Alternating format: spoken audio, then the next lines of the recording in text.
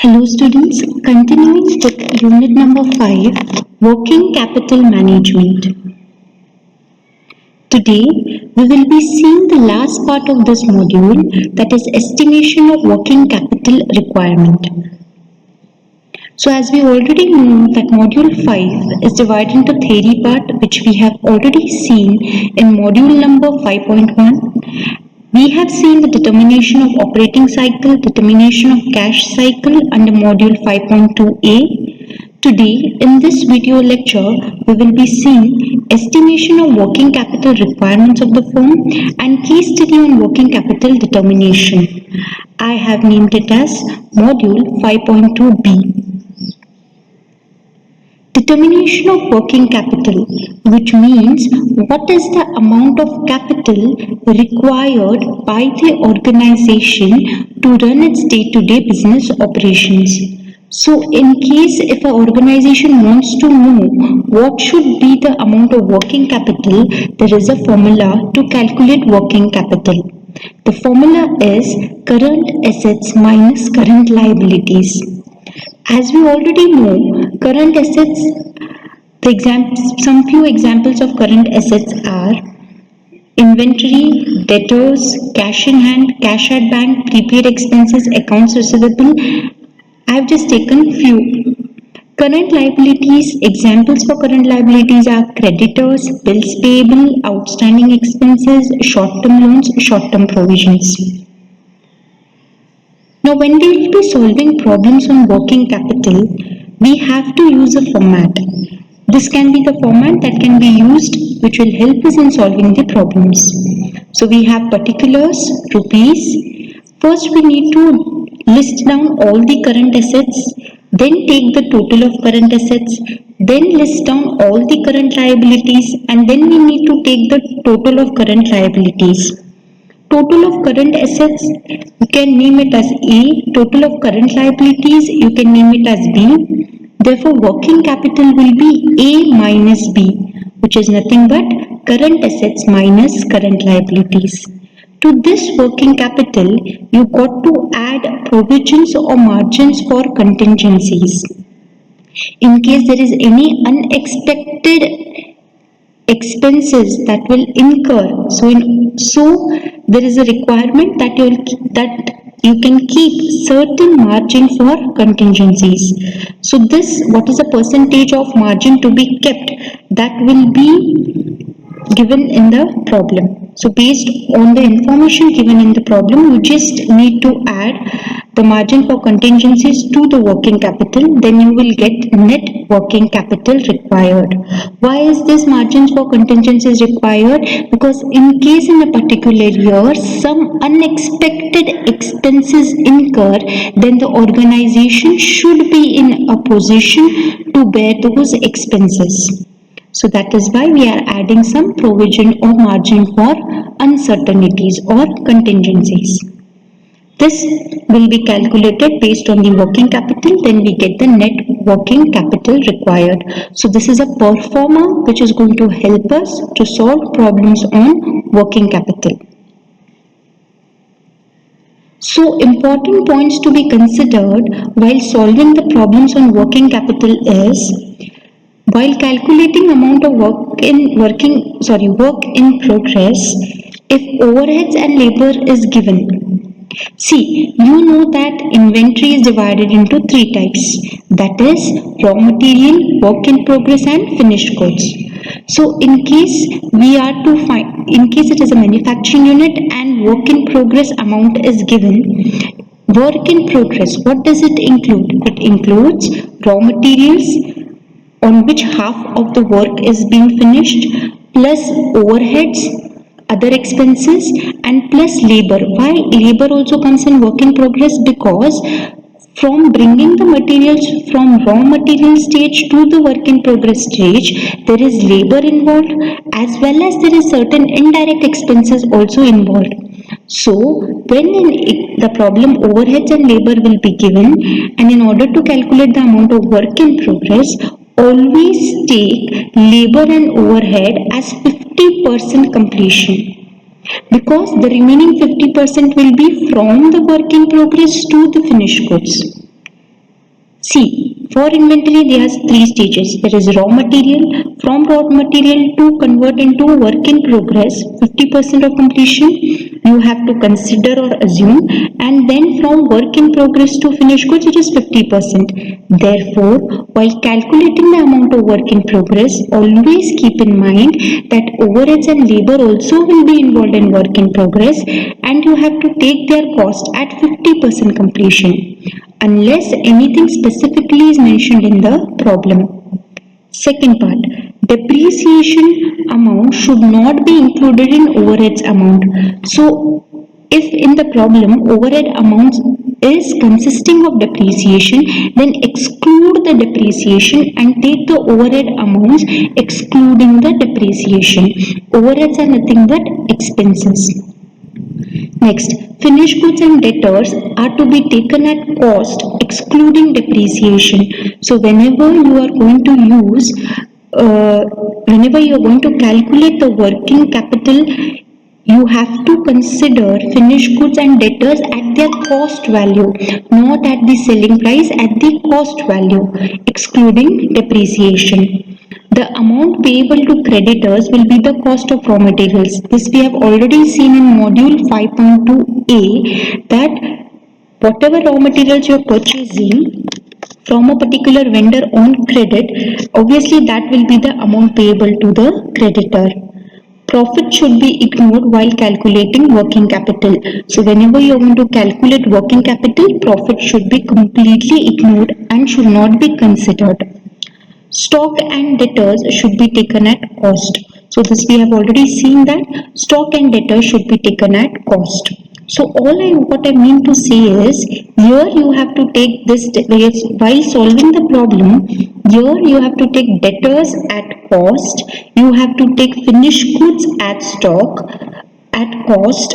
And work in progress will be divided into three types: the raw material that is coming, overheads and labor.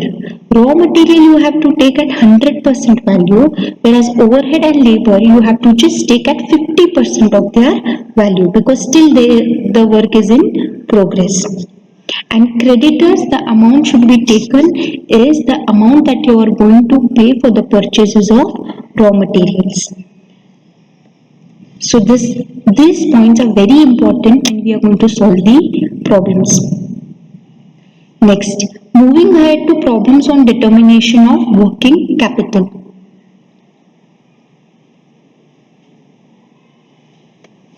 Yes, students.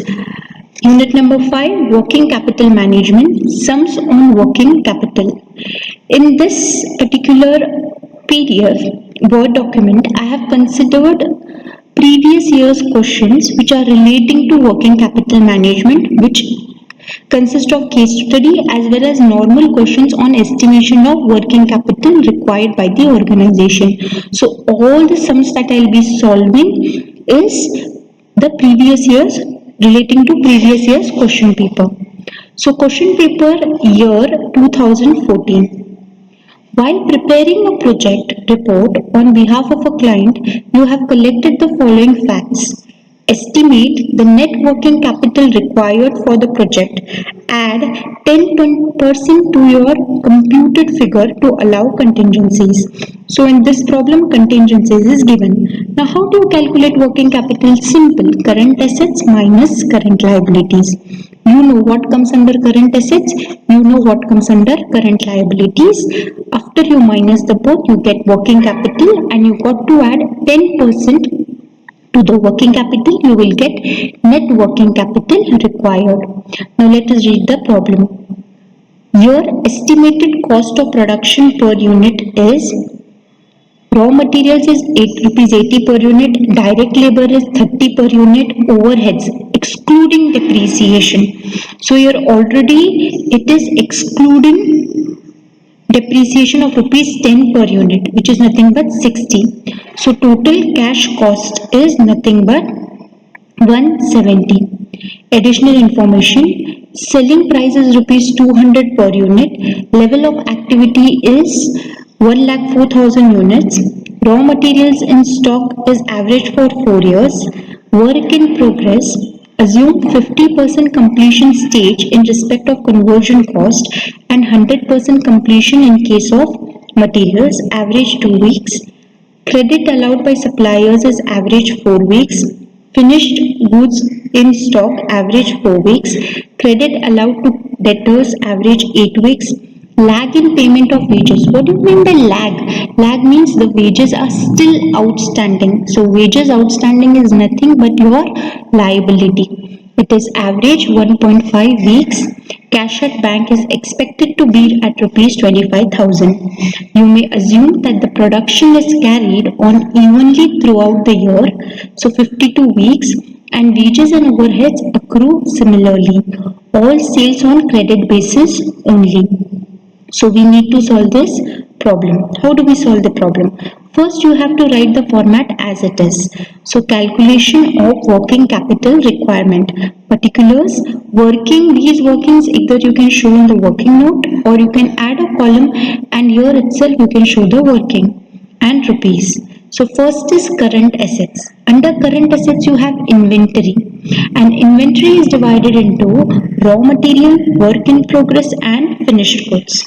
Now here raw material cost is rupees 80. 80 is for per unit. But what is the number of units of production?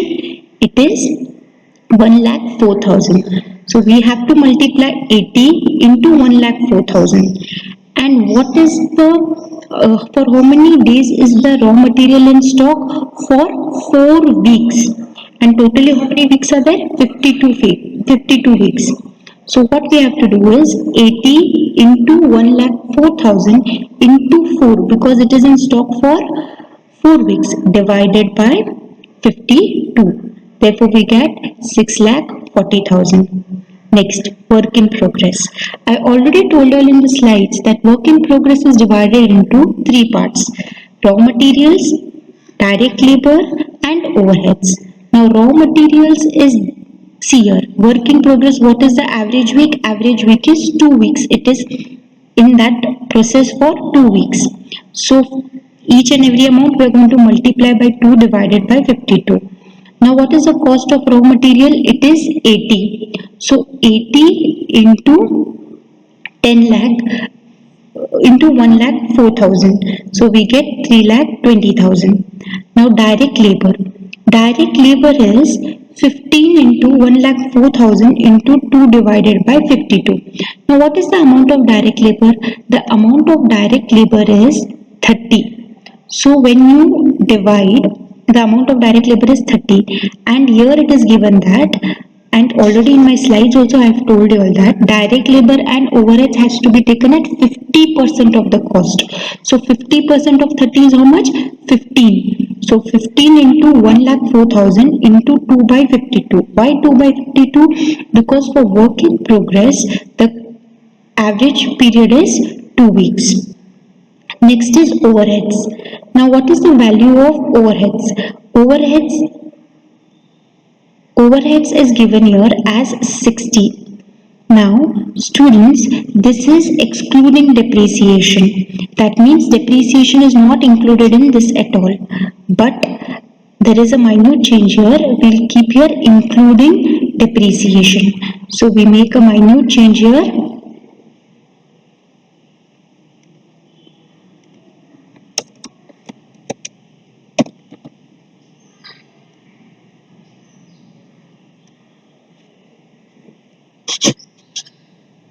Okay, so suppose if depreciation is included in the 60, then what you have to do, we have seen in the points to be considered that overhead should be with an amount excluding depreciation.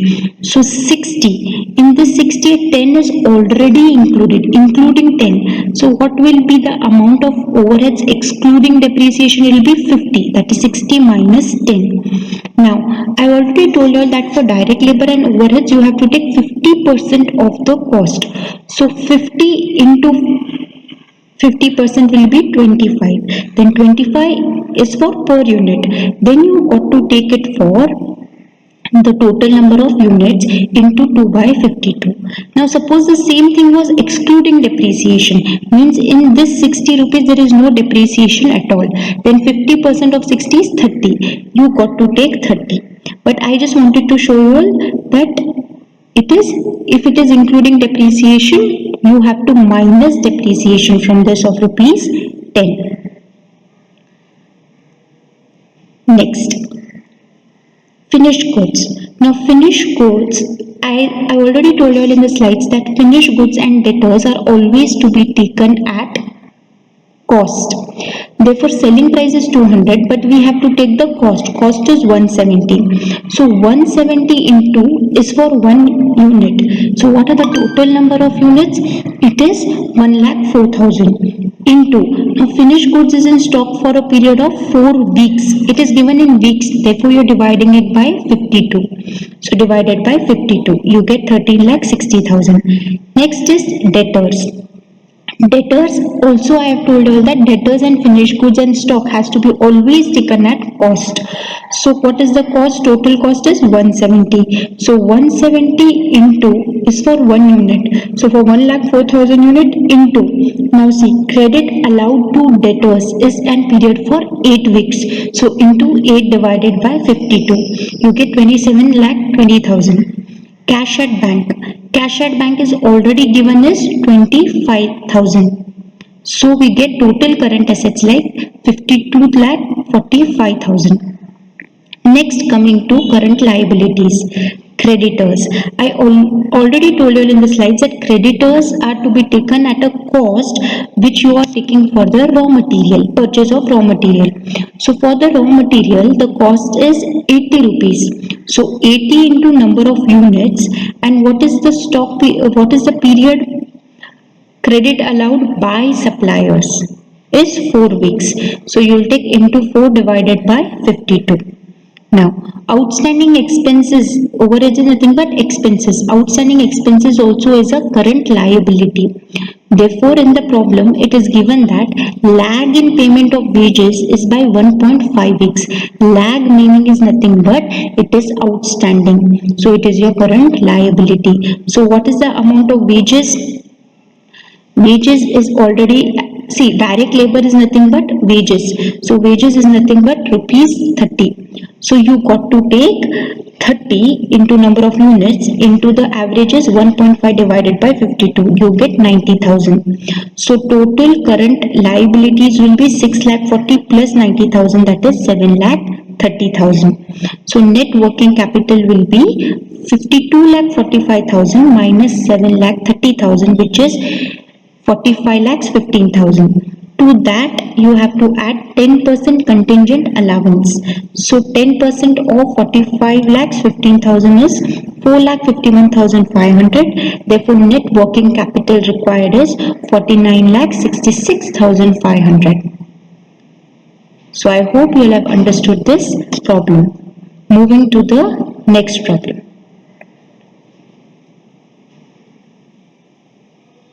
You are given the following estimates and are instructed to calculate the average amount of working capital which will be required after adding 10% to your computed figure to allow for contingencies. So here you have average amount backed up in stock. Stock of finished goods is 5,000. Stock of stores and materials is 8,000. So here there is no work in progress given, no raw materials is given. So your current assets will be fixed, finished goods and stores and material. Now, average credit given. See, when you give the credit to your customer, whereas you take the credit from your vendor from whom you are purchasing. So, inland sales means it is within the country. So there is a 6 weeks credit period and the amount is totally coming up to 3,12,000. Export sales is 1.5 weeks credit, that is 78,000. So this becomes your debtors, this becomes your inventory. So this will come where? In your current assets. Now average time lag in payment of wages and other outgoings. Now time lag in payment is nothing but your outstanding expenses. So this is all your outstanding expenses with the amounts and with the number of months or weeks for which they are delayed. So let us calculate calculation of working capital requirement.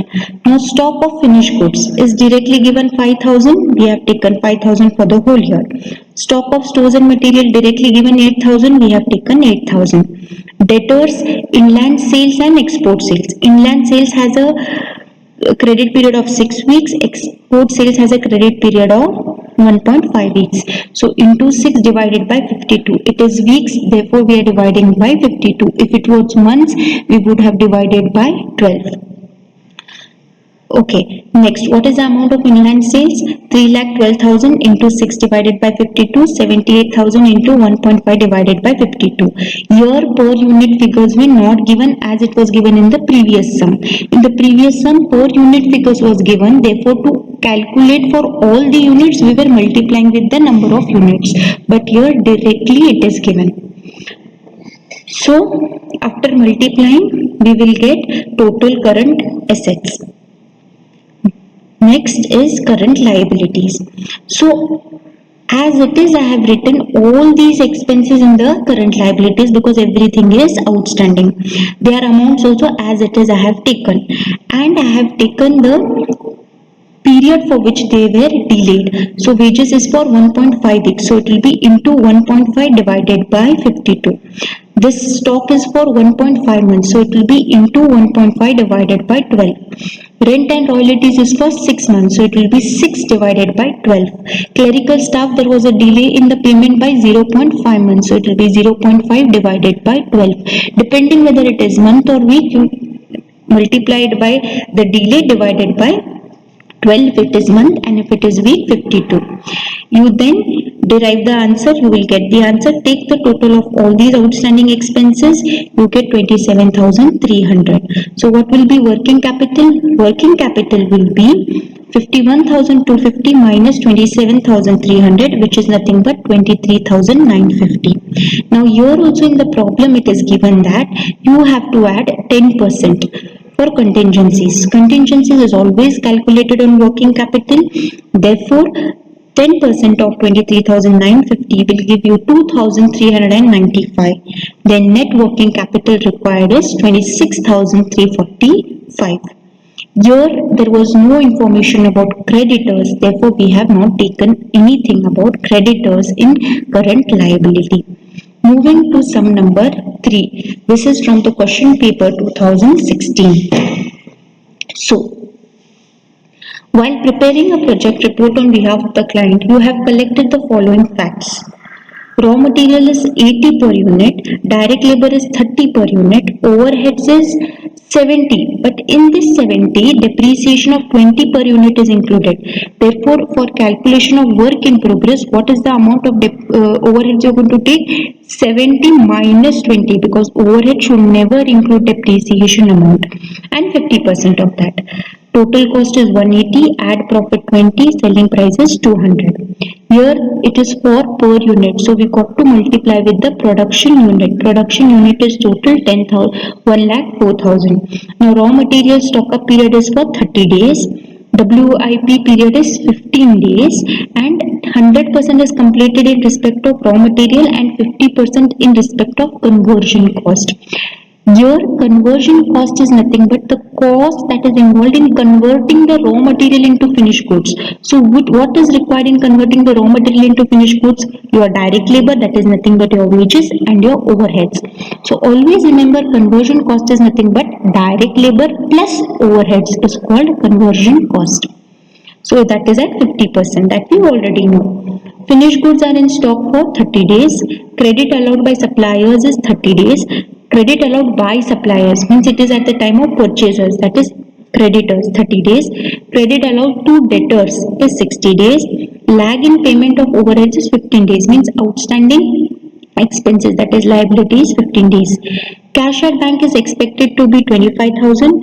You may assume that production is carried evenly throughout the year, that is 360 days, and wages accrue similarly. So they are telling you to calculate the net working capital, and also they are telling to add 10% to your computed figure to allow contingencies.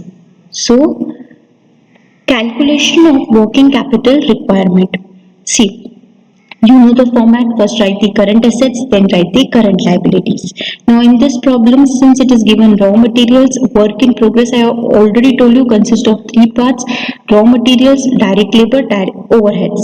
Then finished goods, debtors, cash at bank. You got total current assets. Under current liabilities, you have creditors and outstanding overheads. Why creditors? Because information is given in the problem.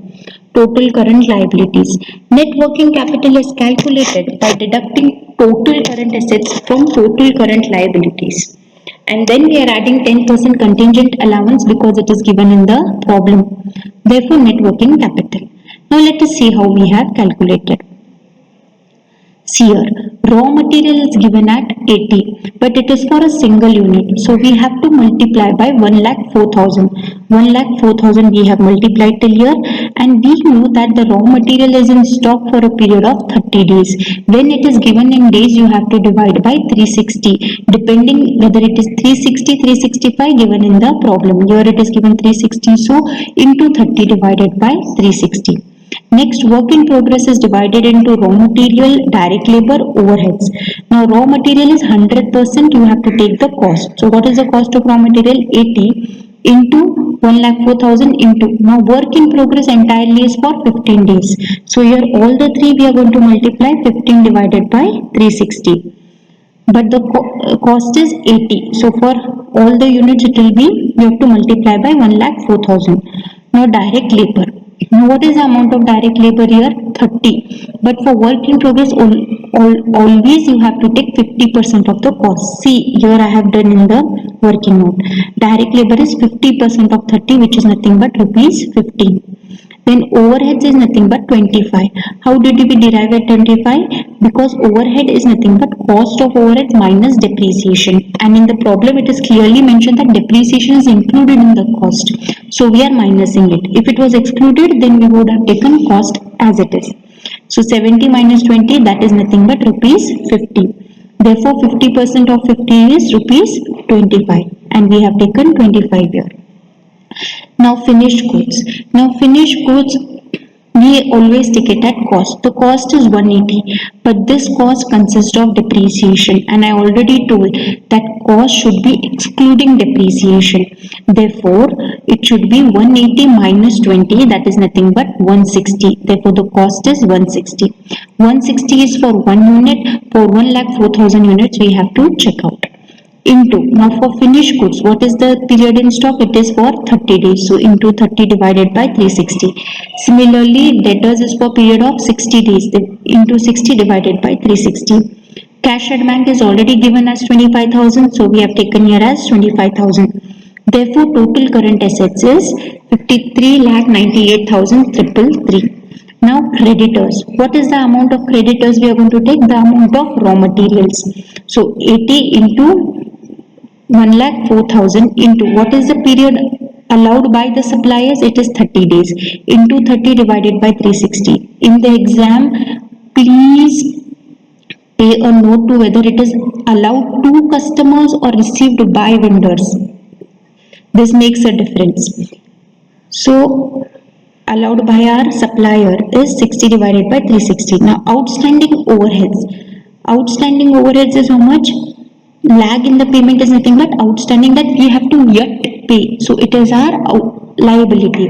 It is 15 days and it is in case of overheads. So what is the value of overheads? It is 70. So it is 70, but we have to take the value of overheads excluding depreciation. So excluding depreciation 50.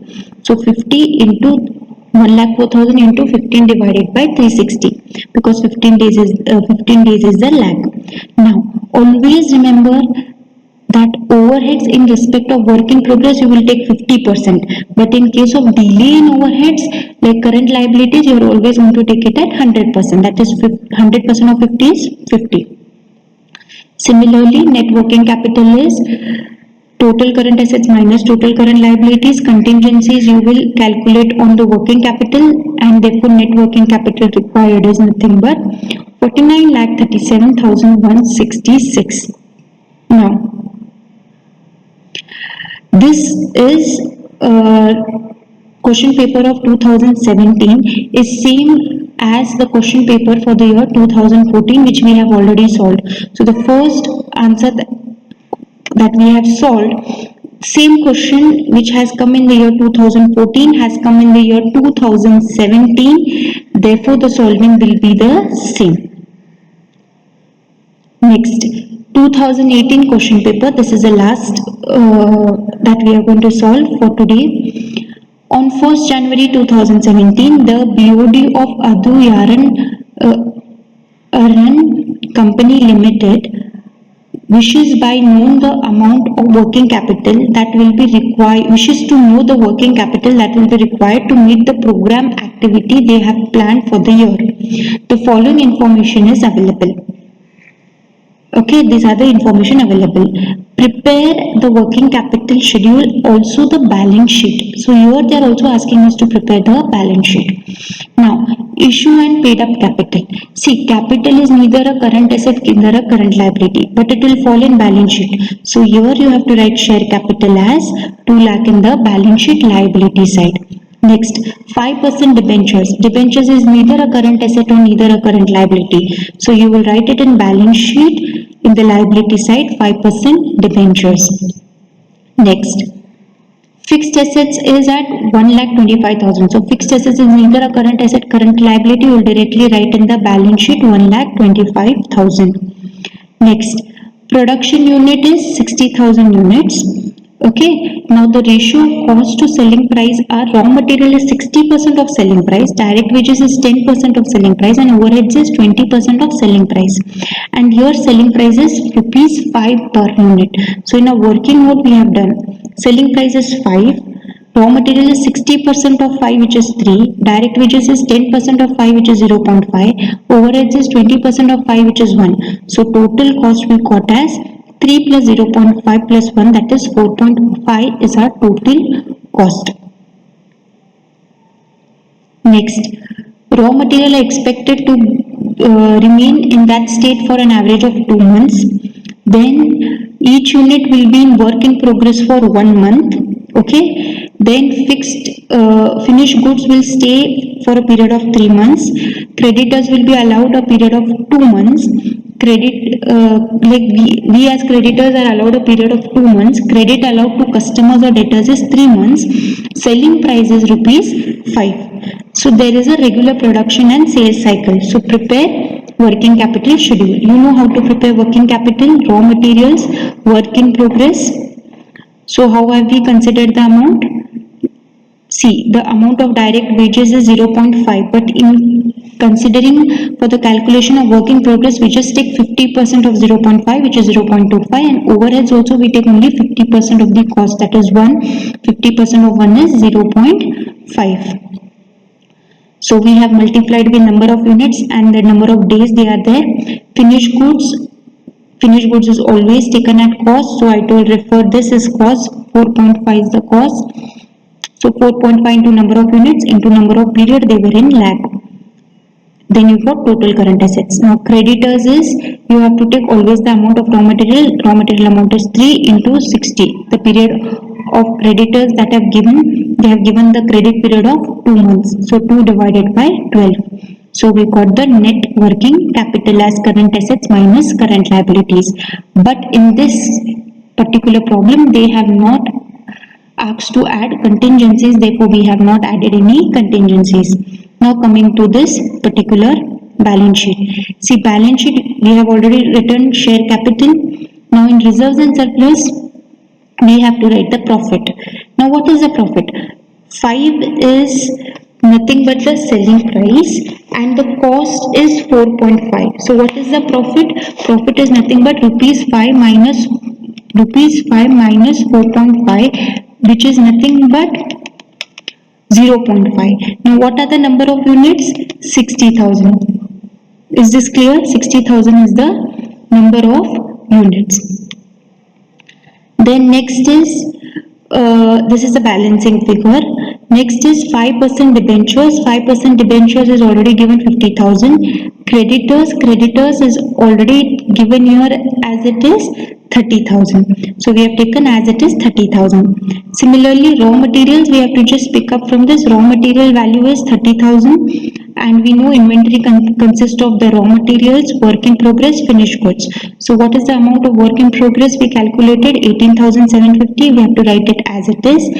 Finished goods is 67,500. We have written as it is. Now debtors in balance sheet is always to be taken at the sales price. Now what is debtors? We have to take 60,000 into here. Debtors we have taken at cost. Now we have to take at sales price. So sale price is 5 into 60,000 into 3 divided by 12. We will get 75,000. So this is the total. Whatever is the difference, you have to take it in the balancing figure. Now the balancing figure is nothing but the profit and loss account. You can take as the balancing figure. So by this we have completed the sums relating to working capital management.